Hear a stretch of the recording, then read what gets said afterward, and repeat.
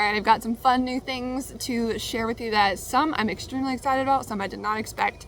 So one of them, we had a 4th of July baby that was born on, obviously, the 4th of July morning. And then we also had some fun surprise, like not expecting it at all, something to change the entire outcome or the structure of the rabbitry in the next year or so. And that is going to allow me to be able to expand the herd almost 3x the size that we are now. And so those two awesome things happened. And then we had a litter born back in June that is just growing well. It was a rough start, but I wanted to share that with you as well. So let's get into it. I'm so excited. We got 4th of July babies, but more than that, was the mama's 3rd try of a litter, and if she didn't have any, she probably wouldn't stay. So I'm really happy we didn't have to let her go. Yeah, she's only got one though, so I kind of figured it wasn't. It's a mess. That's a really big kit. But either way, we've got one little guy, but it's warm enough now that that kit should be okay. It looks like it might be a black maybe, as dark as it is. But either way, we got a one little 4th of July baby. All right, the nest box has gone in. Today is Saturday and she's not due till Wednesday. So it's definitely early, but this is her first litter. I just want to have it in there plenty of time. You can kind of tell her belly is definitely lower. You can tell more when she's laying out, but yeah, I think the litter was definitely secure. The breeding was successful. So we will hopefully have babies, and I would love to keep some from this breeding, so I really hope it works out. Well, it's fair to say she's been nesting. We can't have it that low on the bottom, so I'll put some of this back in. Hopefully she will not do that by Wednesday when the litter is due. All right, we definitely have a very nice nest, and she's definitely ready to have babies, but I don't think she's got them yet, because I would hear babies squeaking and stuff in there. But I was able to pull the straw back a little bit, and there's like not much, there's like nothing on the bottom. So I want to try and get her to leave some straw on the bottom of the nest box, because if the kits are born on the solid wood, they could get squished easy. So I'm hoping she will stop pushing the straw out so much and leave a bottom to it, because that's just not great. So I'm hoping she'll go out for a minute. All right, well, the blue doe did have her litter, but there's only one currently alive. I think 3 of them were born dead, but this one I am trying to help it warm up before I put it back in the nest box. But I found it in the wire and it was trying to scooch away, like just find somewhere warm. She had them all over the wire basically. This is her first litter.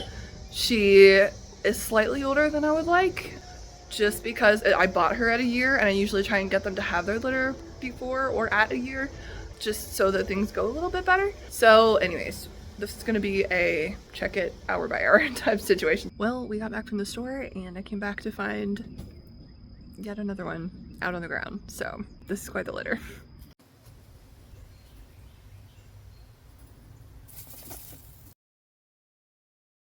All right, so I am loving the results that I'm getting with adding the Calf Mana Pro feed supplement to the feed in general. What I'll usually do is only do about half of, this is a pint, I believe. Yeah, my son just found eggs.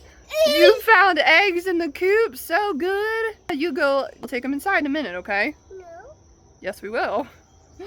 I've been liking the results that I've been seeing from them. But the problem with it is that the youngsters, like they all dig for it like it's gold, even though I mix it to where maybe there's like 5 pieces of this in their regular feed. So what I'm doing is just giving the juniors straight pellets without this, but then adding this to the bucket after I feed them and then give it to the rest of the adults. Because the adults aren't digging, they're still eating the rations. And the main reason I want to do this is because it keeps them eating through the hot weather, because that's what a lot of the trouble with the rabbits is, and which can cause them to have gut issues and even croak on you, is that they will just stop eating when it's hot. So this has really been doing great results, and they look a lot better. They're getting bigger, fuller flesh. So it's really, I'm getting the results I want, minus the juniors eating and digging for it. So much can change in a day, an hour. So there is just some cool fun news that is going to be improving the rabbitry and I will be selling off these lean-to styles that I started with. I started building the first one at least 12 years ago. And they've been redone and improved on throughout the years. But where I started was so rough, it was not even funny. I would just find the worst hutches off of Craigslist and I would make them as usable as possible. This design came out of just trying to see what would work with a larger breed, and I love the fact that the waist can fall completely through away from the bottom.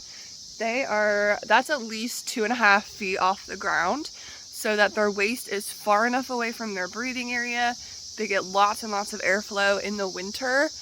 I will normally put tarps across. There's hooks up in here across the front, so when the weather is bad enough, they can have, be completely out of, you can see the tarps hooked on the side there. They will be completely out of the weather and all of that. So these are going to be sold because my brother-in-law is giving me a carport, and I will be essentially building a slightly bigger cages than that, buying new ones of those pre-made, and then we're turning it into a stacking system to where I can eventually have up to 28 rabbits in the same spot as out here, instead of right now I only have 12. So, and it's just going to be a much better system all around. We'll be having gravel down here instead of just fall through. However, that will mean that I will have to I will be doing a lot more cleaning out here, which is fine. But we're going to design the system so that it angles a little bit. The waste goes into a trough and then down into a bucket, and then I'll just be able to hose it down and all of that. So that'll be just completely elevating the entire thing. So this is a big change, and so I'm really excited to see how it goes. So this is the start of it. The goal is to sell off 2 of them and then be able to buy cages that will go into the hanging metal frame that will go into, but I need to be able to house everyone in the barn. I can't just sell off all the cages and have nowhere for the rabbits that I do have to go. So it's just going to be a process that we really need to be strategic about it. So obviously when this goes live, if you are interested in any of these, two of them are 3-hole, which they're a little bit small for giant breeds, so I would try to find maybe a smaller breed if possible. They're 24 by 30 inches deep each unit. But then 3 of the units are 30 by 30, and then they have one doe and litter cage, which is 30 by 40 inches. So there's 2 with like that, which would be 6 holes, then another 3 with 2 holes each, but they have the 30 by 30 and then the 30 by 40 cage. So a doe and litter spot, and then a singular one. So yeah, lots changing, and this is going to be a massive improvement. Since we moved, it's just been a lot of managing and making do with what you have. And when you're kind of doubting or wondering like, God, what do you really want me to do? Sometimes he tells you by way of blessings that, he throws your way and says, here, improve on this. So I'm excited to see what happens with it. And here's to a big old project that I'm hoping will get done by winter or fall, but we'll see. I don't know.